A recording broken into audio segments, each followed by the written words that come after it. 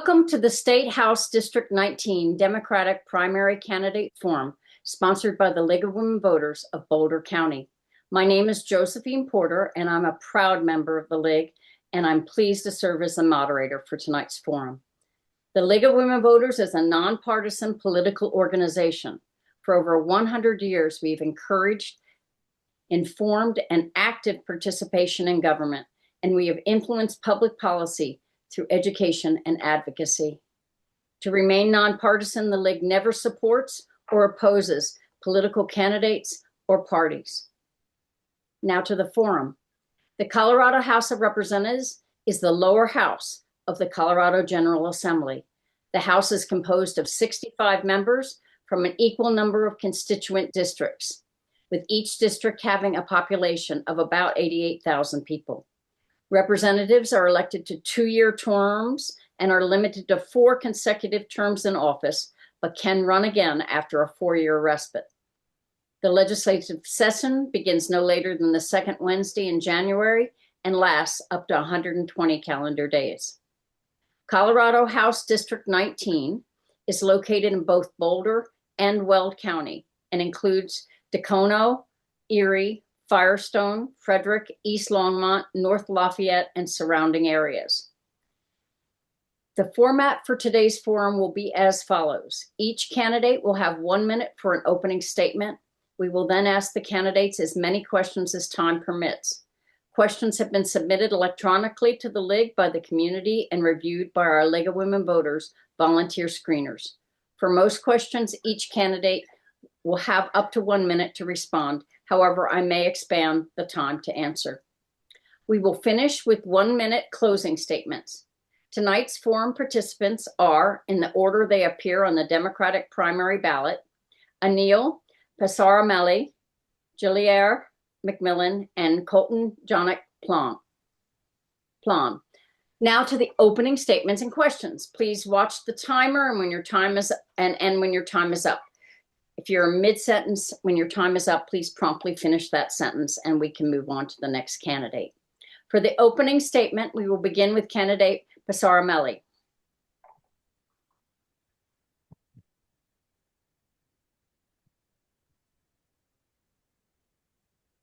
Do you want to speak? If you speak, it should start. Okay, I'm ready. There we are. Great. Good evening, everyone. My name is Anil Pesaramelli. I'm Erie Town Council member, an engineer, and a proud Democrat running for House District 19. I want to start with something simple. Nothing in my life was handed to me. I grew up in a one-room home with a leaky roof. I came to this country at the age of 21 with a bag of clothes, a dream, and a belief that hard work should lead to opportunity.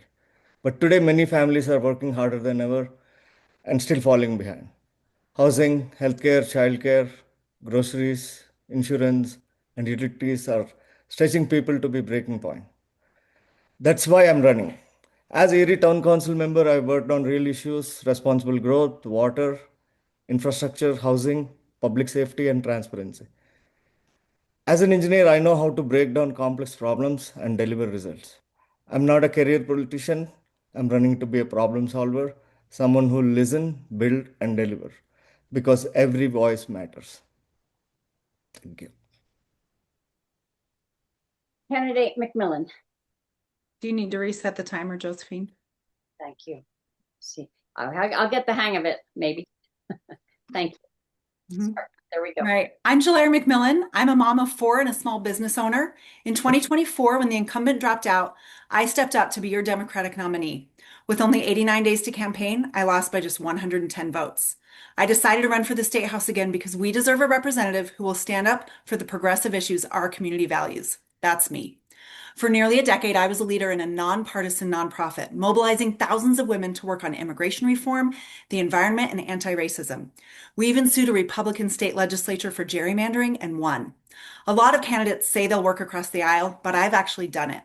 We need a candidate who can connect with persuadable swing voters and a legislator who will represent all residents. That's me. I have a deep love for this community. I've spent almost 20 years as a volunteer and leader in public schools.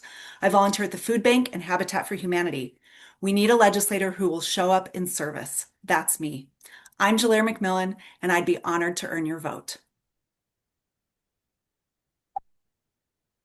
Candidate Jonjak Plahn. Howdy, y'all. Thank you so much for being here. Thank you to the League of Women Voters.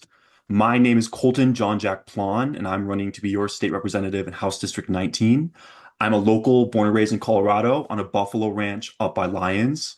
I'm a St. Vrain Valley School District kid, and I lived through the floods, and I know and love this community. In 2008, when the financial crisis hit, my family was hit hard.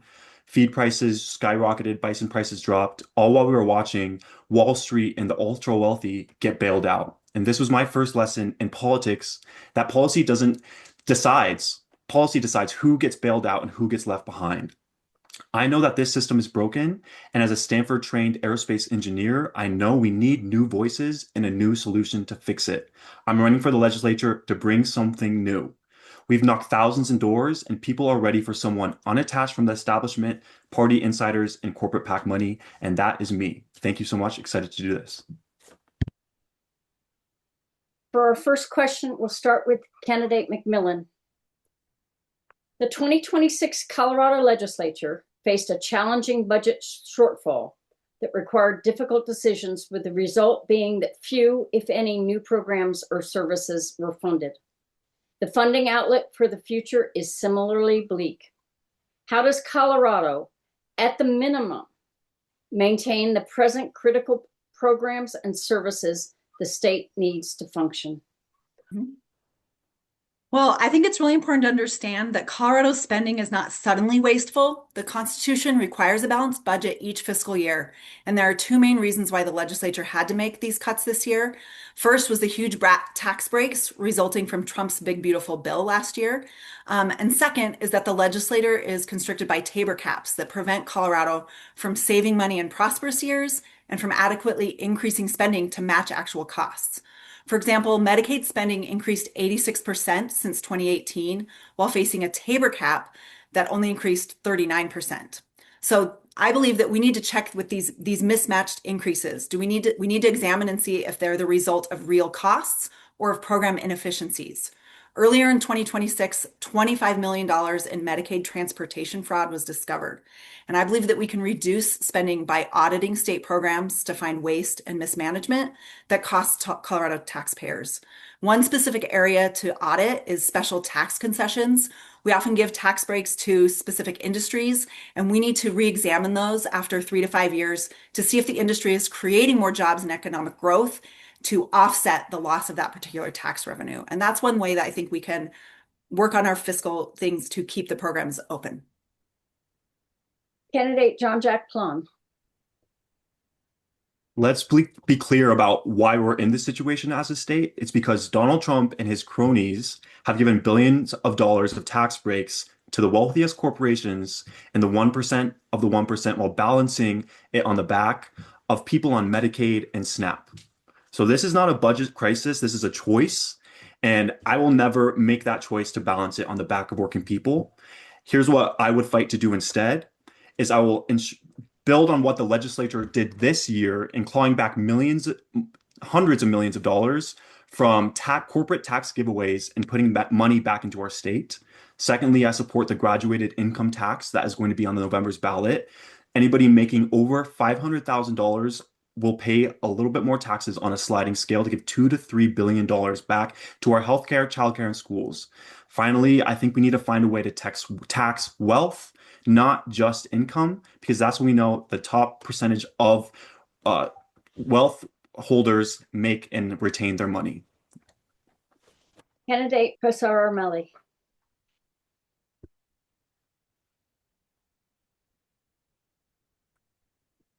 Start. Thank you. You're muted, Anil. You good? You're muted, Can you Anil. hear me? Here we go. I'm Yeah. going to start over again. Hold on for a minute. Let me start over so we get you your full 1 minute, and I'll try and do that. Okay, go. So the budget crisis is not new. It's been happening over years, and some of the things that the federal government has done has affected it. So we need to come up with new sources of revenue, and it could be one idea is to touch Tabor. and it has to be done with accountability and transparency. And those money can be transferred into schools and all the other deficit needs that we have.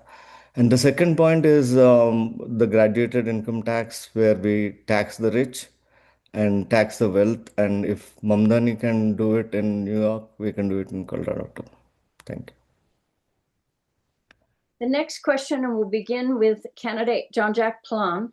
And the question is, and you touched on this earlier. Do you favor the proposed initiative for the November ballot that would replace the current flat tax income with a graduated income tax? Why and why not? Absolutely. I believe we need a fair tax system in our state. I strongly support the graduated income tax. As I said, anybody under $500,000 will not be increasing their taxes, or they get a tax cut. And we bring $2 to $3 billion back. 90%, 98% of this district will see no tax raise or get a tax cut. And we need to support our schools, which are constantly underfunded, support our healthcare system, which in Medicaid is one of the most outdated system that needs funding in the whole country, and really focus on lowering the cost of living, because since Colorado was just rated the third most expensive place to live in the state. So finding ways to tax those that already have enough to live and help everybody else participate in the economy and grow our economy even more. Candidate Pesaramelli. I totally support the graduated income tax, because when we have layers of wealth that was built, and we tax the graduated part of it, and once we see this lot of people who are under the limit will not be taxed, like Colton said, 90% will not be affected.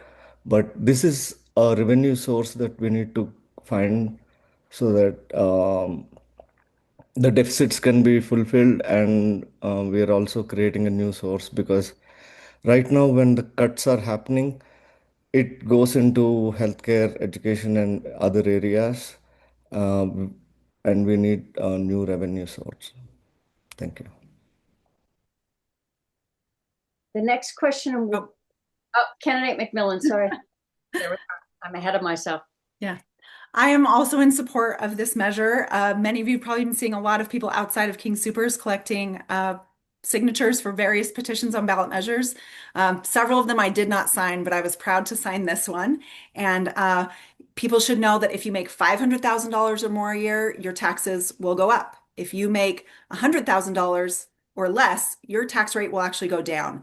If you're 100 to 500,000, it's going to stay about the same. And so this is something that will add a lot of money to our state revenue, and we'll be able to add to our two highest expenses, which are Medicaid and public education. Right now, we're funding public schools at 1989 levels, and that's just not good enough for 2026. And so I'd be very excited to see how this tax would improve our public education spending and also maintain the Medicaid spending that's so important for so many families in Colorado, mine included. We actually took advantage of Medicaid when we first started our business, and it was something that allowed us to innovate and be entrepreneurs. The next question, and we'll begin with candidate Pesaramelli. As a Colorado House representative, of the 5 bills you were allowed to introduce, what will you introduce first? My first bill will be on universal healthcare. There is already work that has been done in the current session, and we need to get to a state of providing healthcare which is accessible to everyone. We will do that with first freezing the premiums, and second, expanding healthcare. And third point is making rural access for healthcare even more uh, in reach for everyone. Thank you.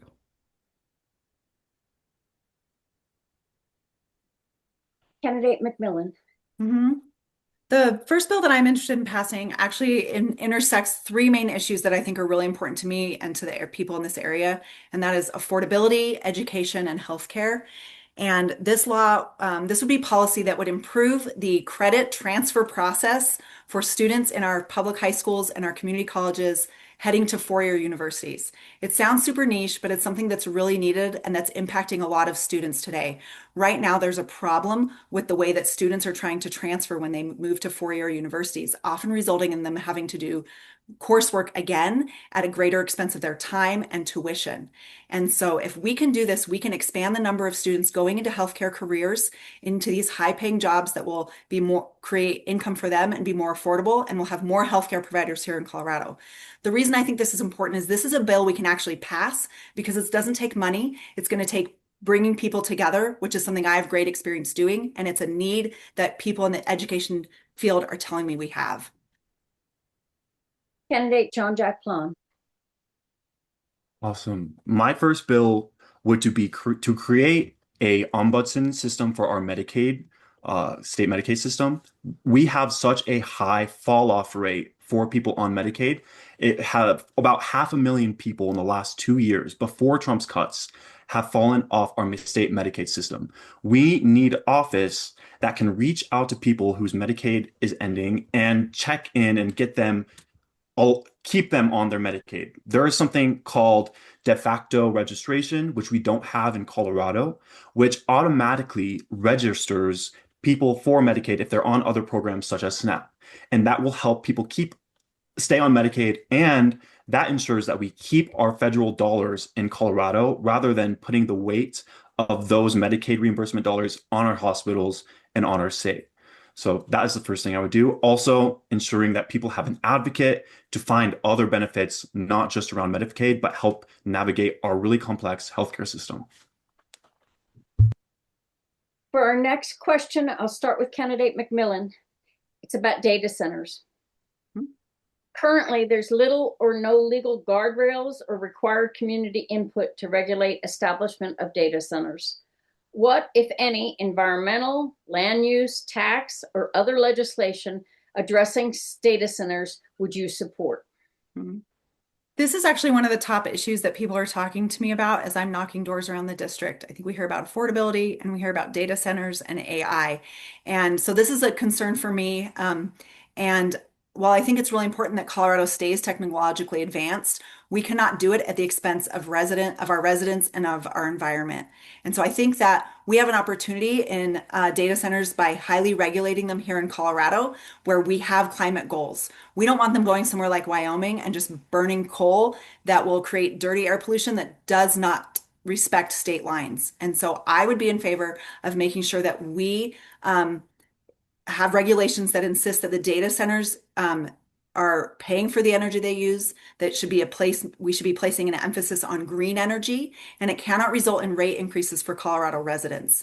And if these are profitable companies, we should not be having to give them a lot of tax breaks to pay for them at the expense of our Colorado residents. And so those are the kinds of regulations that I would insist on. And we also need some serious community input and learning about what's been happening in communities in other places where data centers are being built.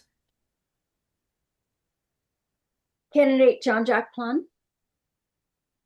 I think this is the problem of our age. We have, as we just saw in Weld County, which just voted to allow data centers, lots of large corporations with lots of money coming to small rural communities and basically bullying them into putting a data center in. We need strong protections for these localities to protect against data centers if they don't want them, and ensure that we protect the people of these localities if data centers are built. And how we do that is a land use tax, a water tax, a use tax, and an electric use tax. If these huge data centers are using so much water, using so much electricity, they need to pay a tax on it and give a rebate back to the people in the surrounding area. That and providing legislation that protects us from this increased data center expansion and the surveillance that comes along with it. Candidate Pesaramelli. Yeah, so data centers, they take a lot of electricity, water, and there can be environmental impacts. So firstly, what we need to put in guardrails wise is the rates should not be increased, and the water rates, the electricity rates, the utilities, they cannot be affected. Second, because of AI, there could be job eliminations, and the data centers are providing those, and we should be able to keep some job protections in place, and also have the companies contribute to the grids and give clean energy and inputs to wherever these centers are coming in. And without guardrails, um, these data centers cannot be in place. Thank you. And the next question will start with candidate Jonjak Plahn. This is about AI and surveillance. With AI seeming to gather information from all sources and flock cameras showing up everywhere, do you have any legislative proposals or ideas for regulating AI and the collection and use of personal data by law enforcement, other government agencies, or private entities? And I realize this is a pretty wide open question, but see what you can do with that. Thank you. Yes, I will write legislation that ensures they need a warrant to access this data, especially more civil cases rather than criminal cases. But in general, we don't want to be watched 24/7. And we are going into that type of society, just like China, where we're under constant surveillance. So I will fight against Flock and fight against these surveillance programs and fight against data sharing, because the big problem is sharing data not only with the police, but other organizations, national organizations, and that data, when it's out there, it's able to be hacked by nefarious people as well. So one, ensuring that this data is stored safely, and two, making sure that if this data needs to be accessed, that we are ensuring they have a warrant to get this data. Thank you. Candidate Pesaramelli. Yeah, so data surveillance is a huge issue. It's a privacy issue, and I am against collecting all that data because it could be used in marginalizing communities and attacking them in a different way. But it's also useful for tracking like cars that are stolen or getting to um, uh, like a crime situation. It helps arriving at solutions faster, but there is a bigger responsibility of keeping the data secure and not having access for everyone. We saw this in Erie where I talked to the chief, and they use it only for solving issues, but privacy is a big thing, and I oppose flock cameras. Great. Candidate McMillan. Yes, I think that we have spent too long allowing kind of the tech bros of Silicon Valley and other places to allow the driving of technology, and that we have not done enough as policymakers to implement things that will protect our community, protect our data, protect our children, protect our jobs, protect our economy, because we see that there are a lot of issues that come with a lot of the use of AI. Surveillance pricing is one issue that the legislature attempted to tackle this year, and that's something that I'd be in support of. That's when you get different prices for different things based on your data that they've collected. I think that we need to have explicit opt-in measures and disclosures around AI. We need to do more to regulate it. One other challenge that we can see with or risk is that some women, with the ending of Roe v. Wade in other states, are coming to Colorado to seek abortion care. And there's some concern that these cameras could be used to see which women are visiting these clinics. So there are some serious privacy concerns we need to handle. The next question, and we'll begin with candidate Pesaramelli. It's about clean energy. Do you support a just transition from fossil fuels to a clean energy economy using wind, solar, nuclear, geothermal as energy sources? If so, what will you do as a legislator to further that goal? Yeah. I'm a big proponent of clean energy, and I am a liaison for our sustainability advisory board in Erie. And what legislation should do is move from fossil fuels because that is a limited source. And once we get into clean energy, it just provides more jobs plus more resources for which are like renewable sources, and the environment, um, quality of air and all the other problems that come with this sustainability is solved by clean energy, and I would support legislation for that. Thank you. Candidate McMillan. So I live in Weld County, which produces 83% of the state's oil and 56% of its gas. We know that these are finite resources that are affecting our environment in negative ways, and we need to invest more in alternative energy sources, but we need to do that while considering the livelihoods of the thousands of people who work in this industry. And that's the just transition that you're talking about. We need to continue, we need to be working with these workers. When I ran in 2024 and spoke with labor leaders at that time, they said, we know that our jobs are going to go away eventually, but we also know that a lot of our skills from oil and gas are going to transfer to clean energy. And so what I would propose as part of a just transition would be to be having town halls, allowing these, including labor in our discussions so that they are a part of this just transition. They deserve to have well-paying, safe union jobs, because if we're going to be shutting down oil and gas as we need to do to protect our environment, we cannot leave behind the workers who are our constituents when we do that. Candidate Jonjak Plahn. Yes, I absolutely support the just transition to clean energy. We've seen the price of solar and wind drop substantially over the last decade. And we need to be taking advantage of this and leading locally, providing incentives to companies to start businesses in green energy. And I am a big proponent of supporting small nuclear reactors, which have been proven to be much safer than bigger nuclear reactors. Also, harnessing geothermal, as mentioned, is something that's has been done in a lot of different places and looks to be a great way to harness more energy. One way that I would love to bring this back to the people is there's a new technology called plug-in solar, where homeowners who won't put solar on their top of the roof but can put it on their balcony or outside in their backyard and just plug it into an outlet and save on their power bills. And I would incentivize people to get this so they can participate in the green energy revolution as well.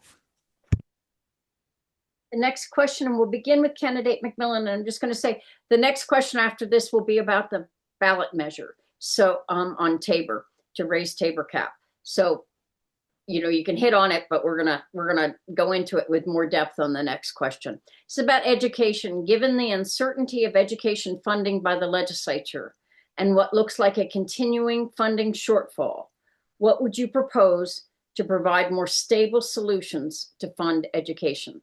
Mm-hmm. So as a mom of four, I care a lot about public education. I've spent nearly 20 years as a volunteer and a leader in public schools, giving my time and energy to supporting classroom teachers, advocating for student equity, fundraising for enrichment programs, and pushing for good board governance. That fundraising for enrichment and other programs has always been a big part of what PTAs do, because there is a lack of good funding. And so the things that, as I said previously, we are funding schools at 1989 levels, and that's not good enough for now. And so we do need to seek more stable funding.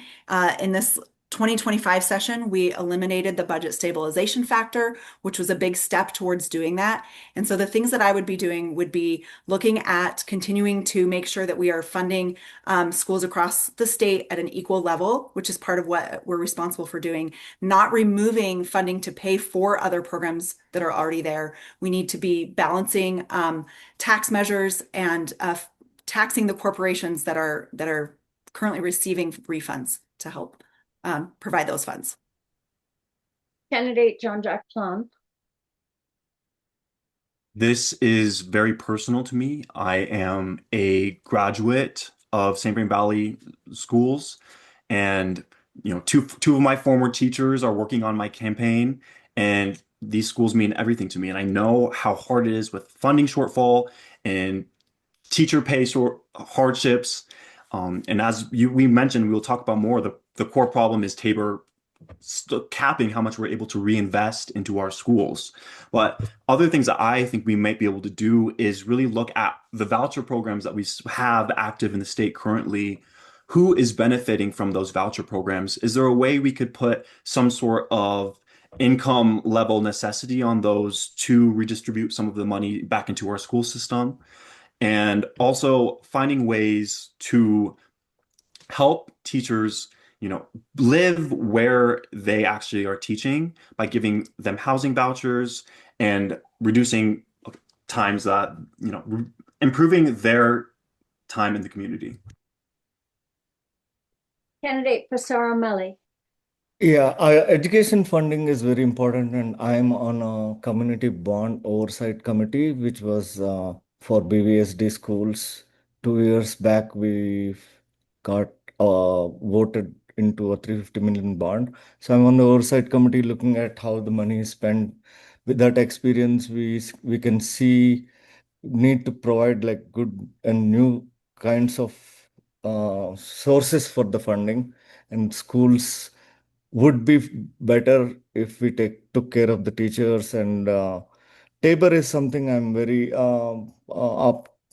optimistic about, seeing how it can be reformed and how we can put some money back into the schools. Plus, the other solution for funding is also coming from bonds, maybe. Yeah. Thank you. And this is the next question. We'll begin with candidate Jonjak Plahn. Do you favor the proposed November ballot measure to raise the Tabor cap to fund K through 12 education, even if taxpayers would have to forego a portion of their Tabor refund? Yes. Unfortunately for this, our hands are tied, and we need to remove the Tabor cap so that we can reinvest in our schools. Our schools are chronically underfunded compared to others in the nation. And I believe that public school is the bedrock of our society and people participating in the economy. And with what we are seeing right now with the job market, cuts bearing down from AI in the future, we need to ensure that students have the ability to participate in this economy and critical think and are given a just education. So removing the Tabor cap is one of the ways to do this. Candidate Pesaramelli. I touched on this a little bit in my previous answer, but it is a measure that is long pending, and the voters need to approve it. And I see the other side of having a refund that comes to every family. It might be useful for them, and I understand that, and it needs to be tackled at an accountability and a transparency perspective, seeing what amount is there and how do we plan to reinvest it back into schools or transportation or education plus healthcare. And if we are transparent, I feel like the people would be able to spend or forego the refund. And this is a good thing that I'll support. Thank you. Candidate McMillan. So Tabor was created to give the people a greater say in how their tax dollars are spent and to limit the growth of government and encourage fiscal responsibility. I think in some sense we have done some of that with Tabor, but it has primarily crippled the ability of the state of Colorado to advance with the times. Colorado passed Tabor in 1992, and we look different today than we did then. In fact, the population of Colorado has increased since 1992 by more than the number of people who voted for Tabor. And so I definitely think it's time for us to be re-examining it. The importance of this race is that if I had won in 2024, when I lost by just 110 votes with only running for 89 days, there would have been a supermajority in the House and we could have really tackled this. And so, but I do think bringing the voters in and allowing them to have a say on this would be really important. And I would be in favor of this ballot measure because we see that the Tabor caps in place are not realistic for education because inflation changes at different rates. And we need to support education. The next question will begin with candidate Pesaramelli. It's about classroom safety. What can the legislature do to further protect our children in the classroom? Are further efforts needed at the legislative level to reduce the violence? Go right ahead. Yeah. Classroom safety is very important in terms of the education, and I'm a common sense gun safety supporter. And when we talk about classroom safety, these are measures that need to be strictly enforced, more of from a common sense point, and also support schools in terms of education and uh, awareness. Thank you. Candidate McMillan. This is an issue that I really care about. As I've mentioned, I have 4 children who grew up in the post-Columbine era. We're experiencing active shooter drills. I was in a kindergarten classroom years ago during one of those drills, and it was scary for me. It's scary for our kids, and we need to do more to keep them safe. I am a Moms Demand Action volunteer. I'm a gun sense candidate for them, and was also endorsed by Everytown for Gun Safety, which is their parent organization. I've also been endorsed by Colorado Ceasefire. I have been down to the Capitol advocating for gun safety with Moms Demand Action. I have been participating in their programs. There are things that we can do as a legislature to promote common sense gun laws that will keep our children safer at school. There are also programs, it's not just about gun safety, it's also about emotional and mental well-being. And those are programs that we can also invest in our schools to make sure that the children who are showing up to school feel loved, safe, and included. Candidate Jonjak Plahn. So I grew up going to school shooting drills, and one of the most vivid memories I have is my band director in high school saying, if there's a school shooter that comes through that door, you have to throw your instruments. You have to do anything you can do to stop that. And I don't want any kid to have to go through that and hear that from their teacher. School's supposed to be a safe space, and we have to do everything we can to keep our children safe. I support red flag laws. I would support common sense gun legislation like magazine limits and the reduction, eliminating 3D printed guns like they did at the state capitol this year. Things like that are sense steps we can take to protect our students. I also believe it's a mental health solution where we have more counselors in schools and out of schools, have professionals that are able to talk to adults struggling with mental health so that we don't have this huge gun violence issue in our state and country. The next question will begin with candidate McMillan. It's about housing. HD19 contains some of the more expensive areas for housing in Colorado. What can you do as a legislator to help promote home ownership and protect the rights of renters? So this is one of the top issues that comes up as we knock doors. When I didn't get to go to the legislature and make laws about affordable housing, I decided there was something I could do, and I started volunteering for Habitat for Humanity at their Longmont Build site and weekly in their office. So I'm trying to do what I can to make a difference on this issue now. I think as a legislator, we have three main problems with affordable housing, and that's the rising rents, first-time homeowners struggling to find homes, and also home prices increasing for older homeowners with their property tax and their insurance going up. But regarding the first two, we really need to increase inventory. That is the number one thing that we can do to help rents go down and for more first-time home buyers to find the homes that they want. Something specific that we can consider is to remove the incentive that developers have to build large homes, which is having flat fees for many of the development that they do. That creates an incentive to create more profit off of larger homes. And so we need to examine those fees. And that's just one thing I would do. Candidate Jonjak Plahn. Yeah, this is the main issue of the campaign. We are ranked the third most expensive state in the country. We have a beautiful state. We need to figure out how we can share it with more people. And for me, it's personal. My peers and I struggle to find apartments and rent in Boulder County and in Weld County. How we do this is three steps for me. First is increasing supply, build more houses of more types faster. That's duplexes, triplexes, more townhomes, condos. Condo construction has been decreased by 80% in the last 20 years. So focusing on this, then building smarter. That means building in our downtown areas. I used to call it upzoning downtown, upzone downtown. We can provide more housing in our downtowns while increasing the foot traffic and helping our small businesses and bringing more life to our downtown communities. I also oppose the buying and investing of single-family houses by these large corporations, which is driving up the prices, and also would support a tax on second or third homes that could be built on people own and are left empty most of the year. Candidate Pesaramelli.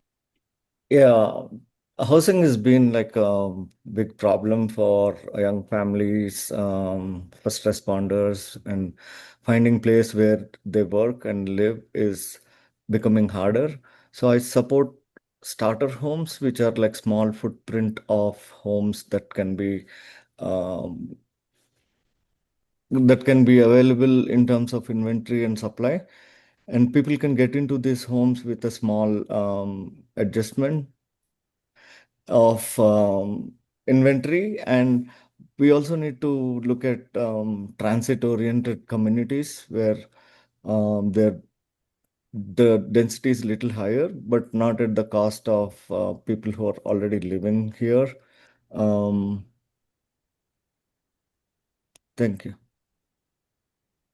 The next question, and we'll begin with candidate Jonjak Plahn. It's about mobile home park residents protection laws. Mobile homes represent a significant portion of affordable housing in Boulder County and maybe in Weld County as well. I'm not as familiar. Under state law, residents must be given the opportunity to purchase their park if it's listed for sale. But the price of buying parks is sometimes reaching a prohibitive level for the residents. Do you support the current protection laws? And if so, should further legislation be passed to help mobile park residents purchase their park? Yes, I believe that we need to help those who need the most help. And what we can do is something that just happened in Boulder recently, is this mobile park is coming together as a whole park and trying to buy their whole park. And having people come together gives them more financial leverage to take out a larger loan and be able to purchase something like this. So how they're asking for support from Boulder and the state. I would support giving mobile homes communities the option to come together, pool resources, get enough get enough money to get loans to buy the park. And that would be one way I would support our mobile home communities in ownership. Another way is to give people more incentive on moving. I've been knocking on lots of mobile home doors, and people often feel stuck because of the cost to move a mobile home park. Candidate Pesaramelli. Yeah, I support this by putting in resources and also giving financial support from the government side to being able to get some loans and uh, live in where they started and not being able to find something else. And from policy perspective, it should be available for the mobile homeowners to get the land. Thank you. I'm sorry, I forgot to hit the timer. So, Candidate McMillan. Thank you, Yes. everyone. Yeah, you're doing great, Josephine. We appreciate you doing this. Yes, I am also in support of this as I have been knocking doors in some of the mobile home parks in our district. The residents there are talking to me about the real concerns that they have about being priced out of their homes, about the things that they don't have control over because they don't own the land on which their homes sit. And so there are, I think, two programs specifically that we could do as policymakers. Number one would be to insist on right of first refusal policies to be put in place when parks are purchased. And that this would mean that if the owner of the park decides to sell, that the homeowners that are there are given warning and time so that they can organize and gather funding if necessary. And then as a state, I think we should sponsor state loan programs. At Habitat for Humanity, they actually finance a large majority of the loans of their homeowners and have like very low default rates. And that is because they're able to do it in a way that is sustainable for these homeowners. And I think that's a place where government could come in and really help. The next question, and we'll start with candidate Pesaramelli. Your District 19, House District 19 is a very diverse community. What would you do to represent all of your constituents in spite of opinions different than yours? And how will you work with and deal with Republican opposition? as Erie Town Council member, we have a very divided council. Half of like there is a majority conservative on our team, and every Tuesday is like fighting MAGA for me. And during all this, the policies that we made are about housing, about oil and gas related issues in Erie. It's constant communication and working with the other side. Even if we don't agree, we come up with solutions, putting people first, and with a shared vision, we get to the results.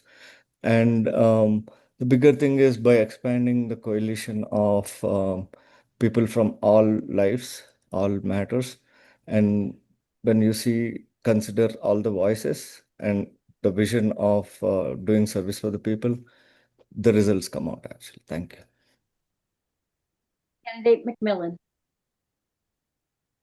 Yes, as I mentioned in my opening statement, I have spent nearly a decade as a leader in a national organization that's a nonpartisan nonprofit. We have over 10,000 members spread across the country, and they are pretty evenly split between Republicans, Democrats, and independents. And so I have spent almost a decade working with people who have different ideological backgrounds. But as I said, we've worked on things like the child tax credit, humane immigration and refugee reform, environmental protections, and all sorts of pro-democracy measures. I went with a Republican friend to Senator Bennett's office hours to advocate for the child tax credit because we both agreed that children should not be in poverty, and we worked together on that. And so my main experience in advocacy before becoming in politics, before becoming a candidate, is with people all along the political spectrum, actually working to get things done. More than 50% of the voters in this district are unaffiliated, and we need a candidate who has that experience persuading those voters, reaching out to them because they're really looking for someone who is willing to do that. Candidate Jonjak Plahn. I'll be able to reach all parts of this district because come from a ranching background and I know what it's like to grow up in rural Colorado. So I'll make sure to hold town halls in every corner of the district and make sure every voice is heard. More than that, when knocking thousands and thousands of doors, I've heard that people are excited on both sides of the aisle and with the unaffiliated for someone that's unattached from the establishment, the same establishment that I was disappointed to find out Democrats, about 17 Democrats called the Opportunity Caucus, went to Vail last summer and it was a $30,000 trip paid for by lobbyists, One Main Street, a big business group. They are basically not able to represent the communities they're supposed to serve because they're serving lobbyists and big moneyed interests. I am the only one in this race completely unattached from that establishment and will be able to serve every voice of our district. For the next question, and this is going to be our last question, and then we'll go to closing statements. We'll start with candidate McMillan. And the question is that submitted was, what public offices and or leadership positions have you previously held? In your past positions, what successes have you had in overcoming opposition to your causes? Mm-hmm. So I was able to talk about this a little bit in my last answer. I worked in this national nonprofit. I spent time as one of the lead moderators of the organization's discussion group, where we were able to overcome a lot of differences of opinion to be able to then speak and communicate in really respectful ways with an intent to solve problems. We didn't just get on the internet to complain. We were working to make real change in our government and also in ourselves to be better people who engage. I've also been the PTA president at my children's elementary school, the PTO president in the middle school, and I am the current president of the Meade High School Education Foundation. I have been in schools supporting teachers, helping them in all of those things that they do. I have been my HOA secretary, being a leader in my neighborhood. I'm also actively engaged in my congregation, where I've run the children's Sunday school, organized summer camps for thousands of or hundreds of young people, and have a lot of experience, no matter where I've lived, working with people that I was sometimes just assigned to work with and getting along with everyone. Candidate Jonjak Plahn. One of my leadership experiences when it relates to politics is my time as vice chair for the Boulder County Democratic Party, where I helped them and their message get seen by millions of people. And how I did that as a young person with a majority of older folk, my elders, trying to get things through where there was a disagreement and things people think within a party, there's often all agreement, but it's oftentimes disagreement over the littlest things. And my vision was we need to speak the truth and bring strong messaging out onto social media and other platforms. And I did this by listening to people, listening to my elders, seeing where their issues and what they were interested in, and coming to a compromise and coming together and pushing the vision forward and focusing on the vision, focusing on results rather than our differences. I think we see that issue today in our politics. People are more worried about left than right, but it's a fight right now versus top versus bottom. Candidate Pesaramelli. Yeah, I ran for school board for BVSD 2 years back, and I'm a Erie Town Council member and got elected. Won like tough races, beat an incumbent in the process, and some of the accomplishments from my council member experiences is working with the other side of the aisle and for public safety, also stopping like some protections around oil and gas related activities. Also, mineral sale that was happening in Erie, we were able to stop it. And the biggest achievement I feel is I worked on securing water rights for Erie for the next 25 years, which is one of my major accomplishments, and expansion of the police department for next 20 years is in the public safety spaces. Thank you. We're going to start our closing statements with candidate Jonjak Plahn, and you'll have 1 minute. Awesome. Thank you all so much for being here. If you leave with one thing, I hope it be that I am the only candidate truly unattached from the establishment, which leaves me free to fight for you and only you, no party insiders or corporate or moneyed interests. I'll be the strongest voice for our district because I grew up locally and I know how to bring resources here for our schools, for our healthcare, to fix Highway 52 in Arapahoe. And so we can get the vision we need to one of the fastest growing communities in Colorado. I attended our public schools. I grew up on a local buffalo ranch. I'm a Stanford trained aerospace engineer, and I know what it means to be a Coloradan. If you are looking for someone, a new voice in leadership, someone unattached from the establishment, and someone only ready to serve you and no insider voices, then I hope to earn your vote this month. And I would be honored if you could get involved in the campaign. Visit coltonforcolorado.com. Candidate Pesaramelli. Thank you again for being here tonight. This campaign is built on a simple belief. Every voice matters. That means the family worried about rent, the parent struggling with childcare, the senior choosing between prescriptions and groceries, the worker asking for fair wages, the young person wondering if they can afford to stay in the community they grew up in. HD19 deserves a representative who understands struggle, respects working families, protects our freedom, and shows up. Not just during elections, but every day.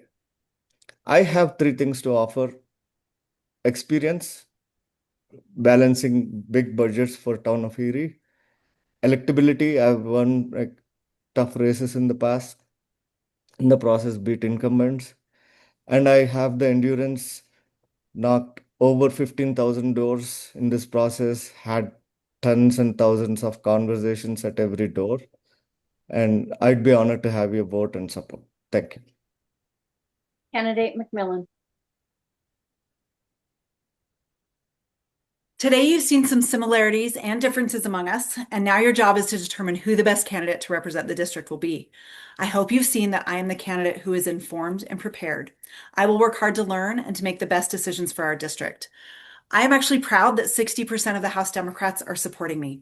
They are citizen leaders who are sincerely working to serve Colorado.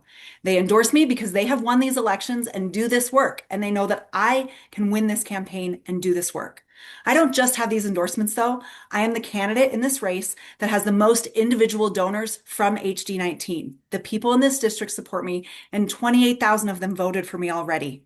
The final commitment I will give to you is about the kind of legislator I'll be. I'll stand up for the things I believe in and for the people of this district, and I'll do it while treating others with respect. We don't have to become MAGA to beat MAGA, and we don't have to be mean to be tough. I'm running because I want to make the world a better place, and I'm committed to using my voice, skills, energy, and position to do it. I'm running to make your lives more affordable, safer, and happier. I'm running for you. On behalf of the League, I want to thank our candidates, not only for your participation in tonight's forum, but also for your participation in the democratic process. Running for office, serving as an elected official, it's hard work, and we really appreciate your efforts. And finally, thanks to the Boulder County voters participating as viewers. It's up to us to make sure we respect and work to protect our democratic processes. It starts with being an informed and active voter. A huge thank you to our 2026 Platinum level election sponsor, Premier Members Credit Union. Before signing off, I'd like to alert voters that tonight's forum will be available at the League's website, lwvbc.org, our YouTube channel for the League of Women Voters for Boulder County, and vote411.org. Vote 411 is the League's premier voter information guide on state and local candidates, ballot issues and questions, and much more. Resources are available on vote411.org, are also available in both English and Spanish. The League of Women Voters of Boulder County works throughout the year to help empower voters and defend democracy. If you want to lend your time and skills to encourage civic engagement for all people in a nonpartisan manner, please join us. All the information you need is at www.lwvbc.org. Thank you and have a great evening.